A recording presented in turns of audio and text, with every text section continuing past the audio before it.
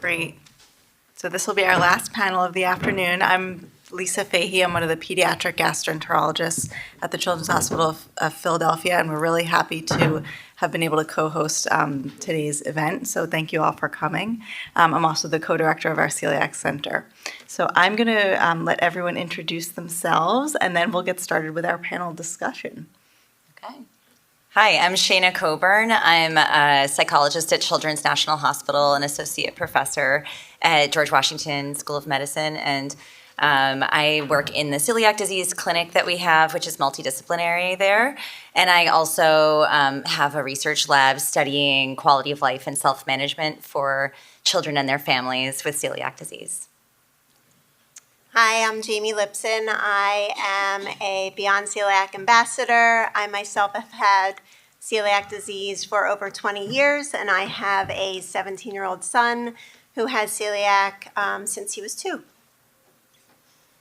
Hi, my name is Feigenbaum. I'm a dietitian at the Children's Hospital of Philadelphia. I've been there for about 12 years, and I've been teaching the gluten-free diet for about 20 years.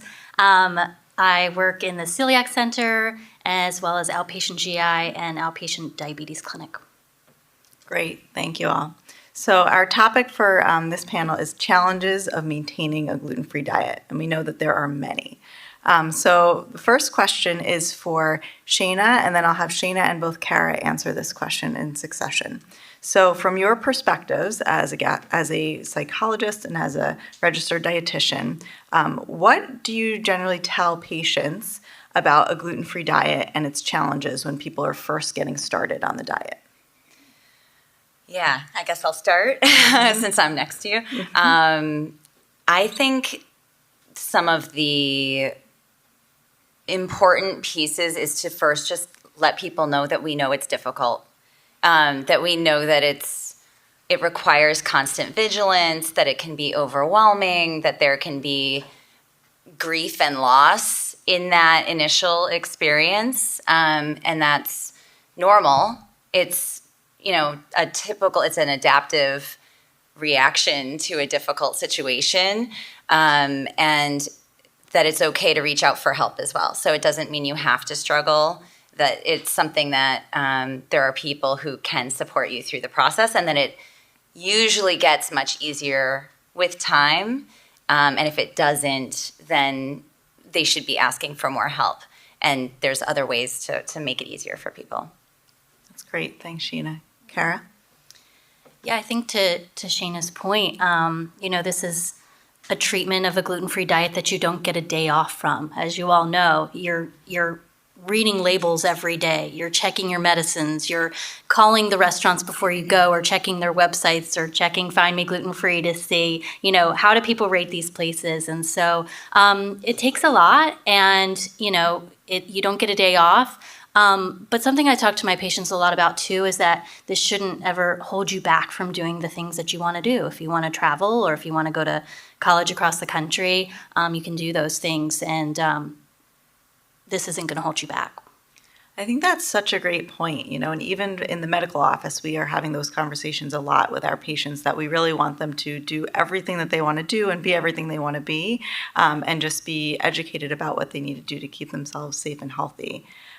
We also educate on the fact that accidents happen, and because we don't want people to be overly upset or sad or, get into a negative space when they accidentally have gluten. So we try to set that frame that we want you to be as diligent as you can, but accidents happen, especially with the pediatric and adult relationship. That's important. Kara, tell us a little bit about resources. What sort of resources do you give your patients when they're newly diagnosed? So at CHOP, we have a celiac education class that everyone takes within a month of diagnosis, and certainly that's not available everywhere, but I think it would be really helpful to meet with a registered dietitian who has a specialty in celiac when you're diagnosed, to go through the intricacies of things like label reading. Some resources that we provide, we have some YouTube videos on label reading and cross-contact. Beyond Celiac has great resources for toolkits for newly diagnosed individuals that I use a lot. I've been using their Halloween candy list and celiac.org's Halloween candy list a lot recently. Other resources, apps, Find Me Gluten-Free, the Food Scanner app, glutenfreedrugs.com. Those are some ones that come to mind. Great. Thank you. Jaime, I was hoping you could tell us a little bit about the resources you got when you were first diagnosed, as well as when your son was diagnosed, and whether or not they differed or were they similar? Sure. So I was diagnosed so long ago that there weren't a ton of resources. I did have, when Beyond Celiac was National Foundation of Celiac Awareness, I immediately joined forces with them and got a lot of my information from their website. I just happened to luck out that my gastroenterologist's wife had celiac disease, so I got a lot of my information from him. He was very familiar with it. As far as my son goes, he was diagnosed at CHOP, so there were a lot more resources to him as far as, online, and also there were we met with a dietitian at CHOP, and he was 2, so it was more my husband and I. But there were a lot of resources through CHOP. I hate to say this, but we haven't kept up with any of that, to be honest. But my son is about to go to college, and his pediatrician suggested that we make an appointment with the celiac doctor at CHOP to discuss going into the real world for him and how he can make better choices for himself. He's not looking forward to that, but I did make that appointment, so that is coming up. Well, we look forward to seeing him. But that's such a great point that when you're approaching college age as an adolescent, that's a really important time to think again about, what differently do I need to do to prepare for college? To that end, that's one of the resources we have also is now a virtual class for college students, which is great. So next question is actually for Shayna first and then Kara. How do you follow up to know how well your patients are doing and adhering to the diet? And does that differ based on how old your patient is? So in our clinic, I think it's pretty unusual. We are fortunate enough to be able to offer a psych consultation to every patient who comes to our multidisciplinary clinic. So we're doing a brief consultation when they've been diagnosed or whenever the first visit is that they come to our clinic, just to get a sense of how they're doing, if they have any psych needs, and just kind of get a baseline and see if there are any supports that we need to recommend, and also get a sense of how prepared they're feeling, how overwhelmed if it's a new diagnosis. So depending on how recent the diagnosis is, it kind of dictates how often we follow up with them. Essentially, for psychology, we tend to just tag along with any of their follow-up visits unless they need something else. So if they're initially diagnosed, they also have an education class that our program has, and then they come to see us in clinic as soon after as possible. And then we actually wait to have them do kind of a full nutritional evaluation with our dietitian until about 3 months after they've started the gluten-free diet, unless they have specific needs before that. And so we see them initially, and then depending on the patient's interests and needs, we will continue to check in with them in clinic or in between. We can also see them separately if that's necessary or refer them for more support.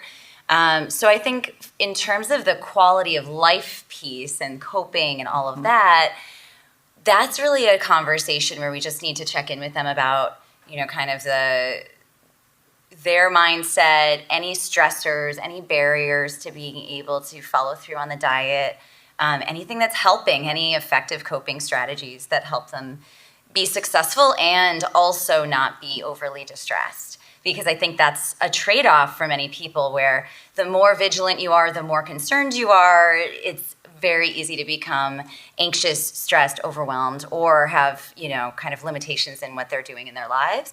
So we're trying to find that balance for each individual person. So it's an interview, but we also check in with them about lots of different aspects. And then along the way, we're also evaluating education, because obviously the knowledge is an important piece. And especially with children, depending on the age, it's motivation, it's all the other environments they're in, trying to look for risk factors for gluten exposure and things like that. So I guess it's complicated is the answer. It's an ongoing process, and we take a team-based approach most of the time to try to assess adherence specifically, to see how successful people are at actually executing it. We kind of use all of our different disciplines to try to figure out where strengths and weaknesses are, so that we can supplement however we need to. But for the most part, once people get going, it's a yearly follow-up, unless they need something in between. And we just kind of get creative as we need to. That's great. That collaboration is really so important. Kara, what about you? I agree. I mean, I think it's individualized. I think in an ideal scenario would be for your initial nutrition consultation, and then to follow up in about 3 to 6 months. In peds, we're often looking at weight gain and growth, and we're also, ideally, if we have another celiac panel, a follow-up celiac panel to assess, that's great too. That's wonderful. Shayna, tell us a little bit about some of the difficulties that exist with adolescents in the gluten-free diet, and if you have any strategies that you've seen be effective in that group of people. Yeah, adolescence is a really tough, vulnerable stage of life. It's something that we know developmentally to be the case in lots of different ways. So the same is true when it comes to an adolescent with celiac disease. In particular, we just know that this is a stage where there's a transition to more independence just naturally that we encourage, where the teen should be being apart from their parents more often, with friends more often, or going and doing other things more independently. Obviously, that introduces a lot more vulnerability to making mistakes or just making choices that maybe are not advisable, according to the experts on celiac. And so there's a lot of opportunity for purposeful or inadvertent exposure to gluten. But also family conflict, just kind of all the typical things that happen during adolescence between parents and their teens. This is yet one more stressor that can bring up conflict, bring up difficulty with how open conversations are, things like that. In particular, when it comes to a teen managing their celiac, some of the challenges we've found, and this is something that we're actively studying right now, some of the challenges we found is, especially related to being able to self-advocate and communicate with others about what their needs are. So a huge proportion of teens with celiac are still motivated to follow the gluten-free diet. It's the execution that often falls short. And so giving them tools for being able to communicate what they need, finding ways to feel less uncomfortable and embarrassed about it, while still helping them find their own personal way to communicate that, is really key. So we don't have any known interventions that are kind of like backed by science that we can just say, yep, go ahead, sign up for this, and you're going to be on your way. But we're working on it. So we have an intervention right now that was actually funded in part by Beyond Celiac, where we're testing out this program that we have. It's called the GROW Project for early adolescents, so ages 12 to 16. And it's a group-based telehealth intervention for teens and their parents to just try to help with that transition, to give them some skills that they need to be able to navigate all of these elements, and also help the parents figure out the best ways to teach their teen, kind of what they need to do, but also allow them some freedom and flexibility to build those skills independently as much as they're capable of at that time. So it's that transition that is so vulnerable that, glad to hear that you have a class for college, because I think that that's a really similar kind of vulnerable stage. It's any of those transitions, all that independence is a great opportunity, but it's also a risky time. Yeah. Thanks for that. And I love that telehealth trial that you discussed. I think that's really excellent. It actually brought to mind, the concept of support groups. I think many people, when they're diagnosed, they feel alone and they feel like this is just happening to me and I'm so different than all of my peers. Kara, I was going to ask you and then Jamie, what's your experience with support groups as a medical professional? And then I was going to ask Jamie, has she ever, heard of or been a part of support groups for celiac disease? I think support groups are great. Pre-COVID, we would have a yearly Thanksgiving get-together, and it was just so much fun. It's just so much fun to see the kids interacting and the parents talking, swapping stories and tips. So I'm a big advocate for it. Jamie, have you ever, learned about them? Has your son ever expressed interest in something like that? So as far as I'm concerned, I have support from Beyond Celiac, and the ambassador program is a huge support system for me. My son is a whole different story. He's not into support groups. He doesn't want to be different. He wants really no part of anything like that. So he wouldn't be interested in a support group. Yeah. But that's great that you find so much support from the Beyond Celiac Ambassador Program. I think that in and of itself is a beautiful support system. Agreed. That's great. Jamie, I was going to ask you a follow-up question too. So as a parent of someone with celiac disease, are there particular challenges that you see that your son struggles with related to the disease? And then as a parent, how do you help him navigate these challenges? So you hit on a lot of them as far as teenage years go. It was still challenging when he was young, but now are different, harder challenges as far as like butting heads. Him and I do have to let him be his own person and go out and experience things. And like I said, he does not like to be different. He doesn't advocate for himself. He's kind of like me. We'd rather just not eat than say something, to have something specially prepared, because we don't want to be of burdens to anybody. So that is definitely challenging. He has decided himself that when he sees something on a menu that says gluten-free, he's not going to ask about a separate fryer. He's just going to order it and he's going to eat it. And I kind of have to just be okay with that at this point. I pick my battles. He went to Wendy's and got a biggie bag or whatever you get there, and you can get it without the bun. And they had given him a bun and he took it off. And I said, that doesn't work. That's not how this works. You can't just take the bun off. So there's definitely struggles. And he's going to college, so Yeah. I have to let go. But it's hard. Yeah. And at least he didn't eat it with the bun, right? He at least took the bun off. That's what I try to remind people of is, there's a huge range of choices people make. Yes. And how about you on your own personal journey, Jamie? Have you had many challenges, and could you share a bit with us with maybe what you learned from any of those challenges? Yeah. My son and I both eat to live. We don't live to eat. And everybody's life is so based around food and what we're having for dinner and where we're going for breakfast. And it's a struggle. It's a daily struggle. Like you said, it's alienating. I don't like to be a burden to people, like I said before. So it's really learning to advocate for yourself. I'm not a extrovert. I'm more of an introvert. So to speak up for myself, it's taken life experience to get there. So to think that my 17-year-old son is going to be able to do that, I don't expect him to be able to do that. And hopefully when he has more life experience, he will be better at it. But it's just, we all learn as we go, right? Yeah, so, absolutely. It's a daily struggle that you learn to live with. Yeah, thank you. And Kara, in your practice, are there any additional difficulties that you've seen patients go through when they're trying to be diligent about a gluten-free diet?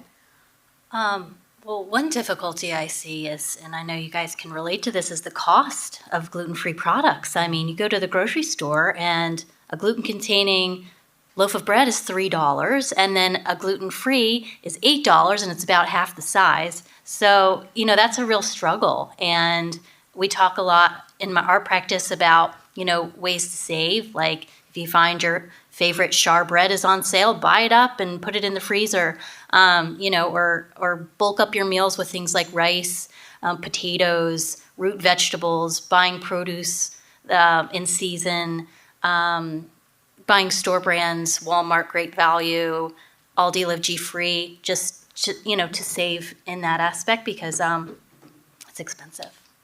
Yeah, so that's such a great point. Something I think we could all relate to in the room. Shayna, this is a question for you, and then same question for Kara in just a moment. But can you share with us how you present if a provider says, this is a patient who I think would benefit from a psychologist? How is that presented to the patient, and do you get any pushback from the patients? Do they, how is that experience go? Yeah, psychology has stigma attached to it. It just does. And the concept of it, I think, feels scary to some people. So I'm going to respond, I think, broadly first because our situation in our clinic might be pretty unique, but I can share about that too. But I think something that in general in our field, in kind of the GI psychology and pediatric psychology, health psychology realm, is to have providers advocating for all of the different elements that a behavioral expert can provide. And it's not purely to diagnose and treat pathological mental illness. It's really to be able to understand a whole person and what their life looks like, and to help support the behaviors needed, the emotions needed, the stress management, coping strategies needed to get through their life the best they can. So I think that especially when there are medical professionals singing the praises of the support that can be provided, I think that helps a lot. But in particular, just helping families or helping individuals think about it as, we want to make sure that you're able to get through this the best you can and do the things you want to do in your life. And these are people who can be there to listen and hear from you and give you ideas as it makes sense for you. And it's not because there's something in your head. It's not because you're crazy. It's because we know that this is difficult and that it's helpful to have support for it and guidance. So I think that is probably the best recommendation I would provide. Unfortunately, specialized psychologists or mental health professionals are hard to find. They're limited. Many institutions don't have them readily available. There's, as many of you have probably heard in general, there's a big mental health crisis in general in our country. And so it's difficult to get access. So it takes persistence sometimes. When there is an appointment offered or availability for a psychologist offered, it's a unique situation. And so I think at CHOP, at Children's National Hospital, and at, unfortunately more pediatric places than adult probably, there are sometimes specialized psychologists. And so I think people are generally very excited to meet with people like that because they know, oh, you get it, you understand.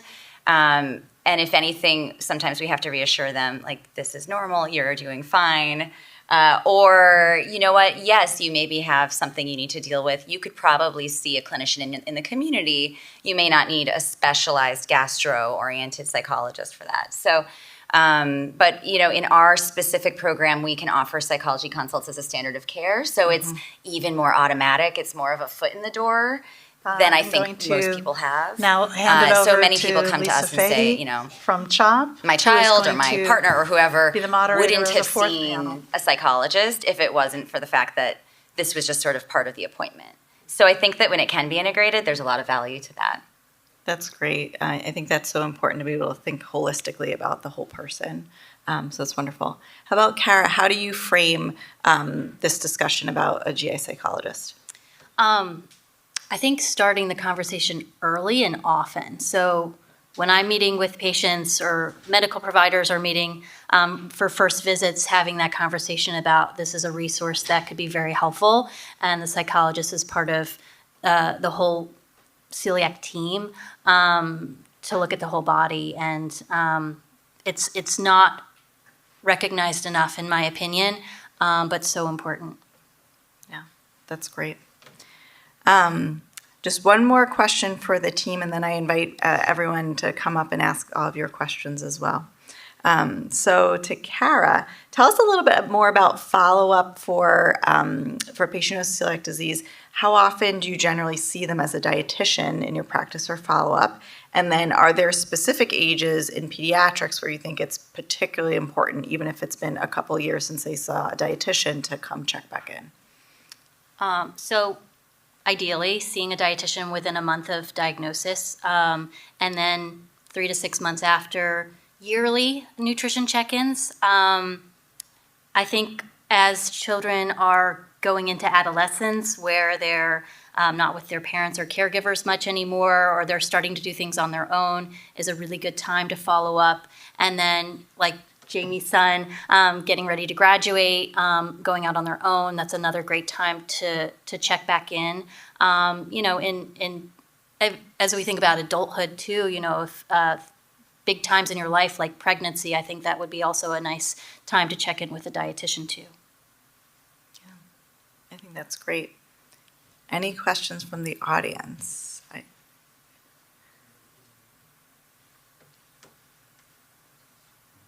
Thank you. I have one. Kara, you just started to touch on the transition from into adulthood. We've talked about the transition to go to college, but can you tell me in the practice, how do you prepare your patients, the pediatric patients, when they are no longer part of a pediatric practice and they're have to transition to an adult practice? Because what I'm hearing is how hands-on this is and how systematic and the building of community. I'd love to hear a little bit more about that transition. Yeah, that's a good question. I can start off, and then Kara and everyone else feel free to chime in. We recommend starting that conversation early, like a few years before you're actually planning to make that transition, because that's a really hard thing for a lot of families to transition from a pediatric facility where you're more likely to get the hand holding and the 360 support of both the parent and the patient, and it can be a rude awakening when they hit the adult gastroenterologist's office for the first time. So we tend to start those discussions when they're in their early teens, and say in our center specifically, we follow them through the first year of college if they are going to college, just because that's such a big transition in terms of eating and in terms of making choices completely on your own without your parents, right next door. So we generally will follow them through that first year of college. We'll help them get set up with the Office of Student Disabilities so that they can have some additional supports when they get to college. And then we continue to have that conversation when they come in for their annual checks. If we've started that conversation at 13, 14 years old, we're bringing it up at each visit. Once they know where they're going to college, we'll make sure that they start to have a list of local providers that specialize in celiac disease. So again, we still have another year with them, but we're again getting them used to this idea. We're encouraging them to start to call their adult providers to get that appointment, because adults, you could be waiting a year if you want a specific person that specializes in celiac disease. And then we prepare them for the reality that adult medicine is different. There just isn't as much hand-holding, and as on the adult side, the adult provider is going to be talking directly to the patient, and mom doesn't have to be in the room and may not be in the room and may not even be aware that the appointment is happening. So we really try to prepare both the adolescent and their parent for this transition. And the final thing I'll say is when we're starting to do our after visit summaries. So in the office these days, right, you get your information from your provider, and then you get a piece of paper or an electronic copy of your after visit summary. Once they hit the teenage years, we are sitting next to the teenager and doing that review with the teenager so that they are really empowered to take care of their own health, and they recognize, okay, I am the patient, I need to be in charge of this. But it's a hard transition. Kara, anything to add there? No. Anyone else? Unfortunately, we don't have a great college transition program. It's something we are aware of that we lack. So all the things that I was just describing that we have in place, not so much for that stage. So it's great to hear that you do that. Please. Hi, thank you so much for the panel. It was really Sure. interesting. My name is Alana, and something that I think about when it comes to adherence to the gluten-free diet is that it might not be as straightforward as like a cause and effect, like symptomatic relationship, which is different from a lot of things like food allergies. And so I was wondering if you have experience working with like what differences you notice or how you best provide support for people who are symptomatic versus non-symptomatic or silent celiac. Anyone want to take that one? Or? I think that's yeah, sure, I'll start. So I think that's a particularly hard situation where someone does not respond. They eat gluten, but they may not, if they didn't read the label to know that there was gluten in it, that they wouldn't have any symptoms and they'd never know. I feel like sometimes it's, especially in the adolescent years, we find that adherence is sometimes more of an issue for that group of patients because they're not getting immediate feedback that the body doesn't like this. And so then we have to go through, we actually will often do in the office a little refresher of what are the complications of celiac disease. And we talk about how it could be damaging the villi on the, in the intestine, even if they're not vomiting or having diarrhea as a response. But it's sort of an ongoing journey of learning for our patients. But we do want to reinforce that they're as strict about their gluten-free diet as they can be.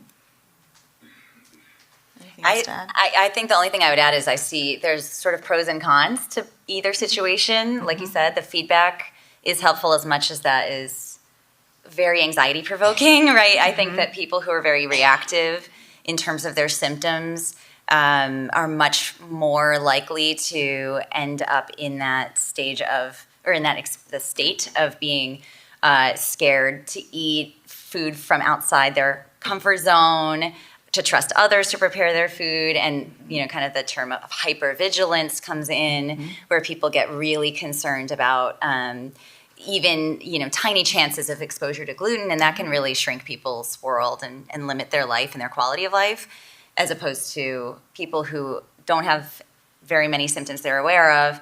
In some ways that benefits their quality of life, comes at a potential cost of exposure, but Yeah, it's that's just a such trade-off. Great point. I would say that a large majority of the patients that we refer to our GI psychologists, because in our program not everyone sees a GI psychologist. We offer it to everyone, but not everyone ends up seeing one. But a large proportion are people who are hypervigilant about gluten, and it's interfering in their everyday life. Great point. Hi, okay, my name's Jenna, and I'm actually a dietetics student, about to be finished soon in Ohio. And so my question's for Kara. So how often do you have to do a low FODMAP or elimination diet, and how often do you see other allergies and sensitivities? What a great question, and congrats to you. Oh, thank you. It's really case by case, but I mean, certainly at diagnosis, I see a lot of lactose intolerance, where individuals may need to limit their dairy or their lactose. Sometimes when you think the diet should be working, but individuals are still having symptoms, we might find from a diet recall that it might be a high FODMAP food that's triggering it. So, maybe the diet recall shows that they're doing a lot of fructose, they're drinking a lot of apple juice or doing a lot of fruit, so we might do an elimination diet there. I have had to do elimination diets for things like oats as well, for individuals who aren't getting to the place that they want to be on a strict gluten-free diet. So I would say fairly frequently.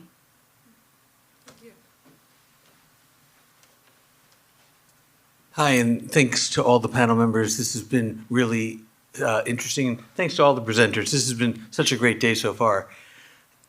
When I listen to you all talk about advising people about being on a gluten-free diet, this is all great. The question I have has to do with what do we do for people who don't live near a celiac center? The guidelines say when you're diagnosed with celiac disease, you should be referred to a nutritionist with expertise in celiac disease.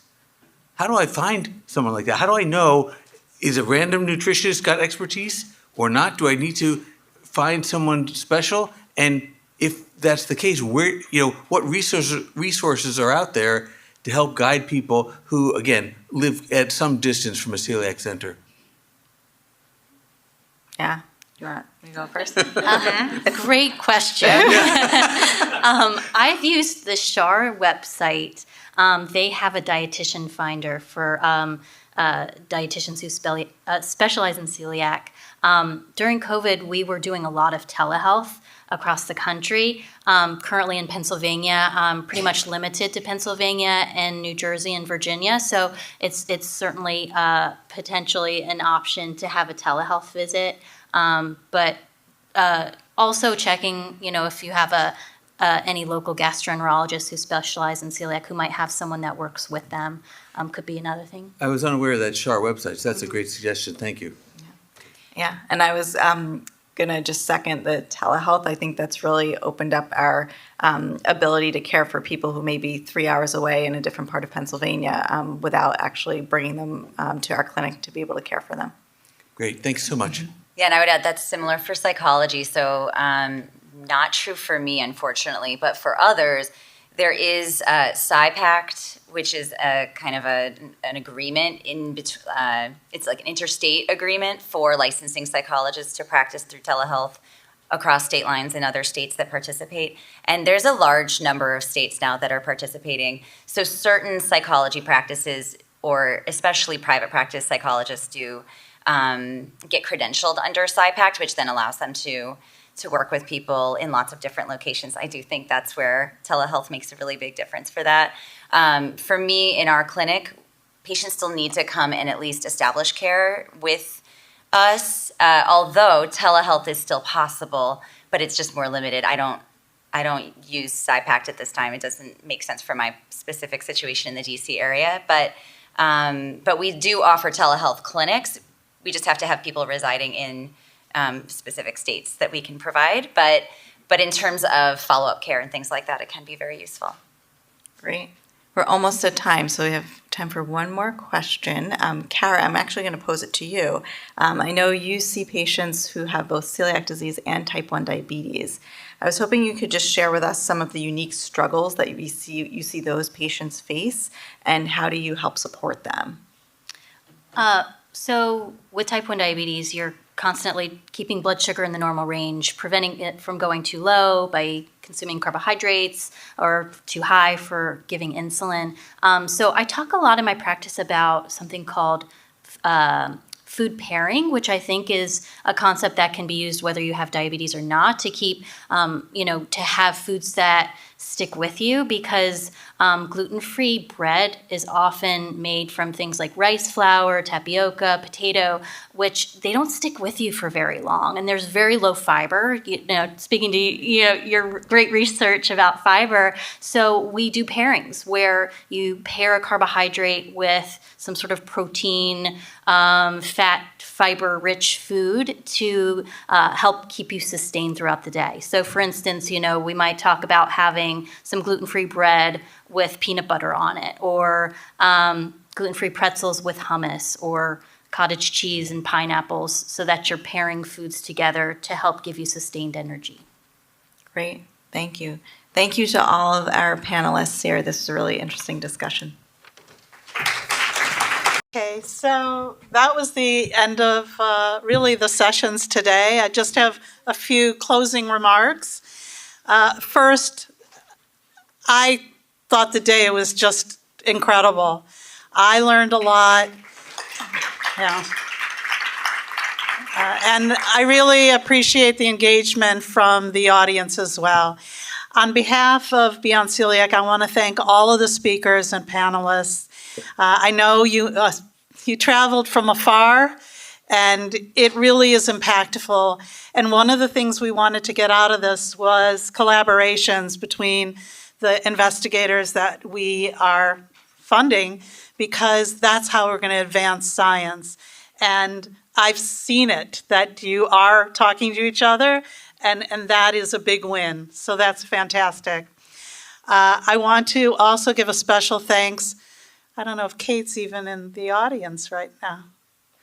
Okay, I want to give a special thanks to Kate Avery, and someone can tell her that I did that, from the science team at Beyond Celiac. She was really the driving force of putting all of this together. Finally, a thank you for CHOP for hosting us, and the support from Takeda, Sanofi, and Teva. We're so grateful for the time that you all spent here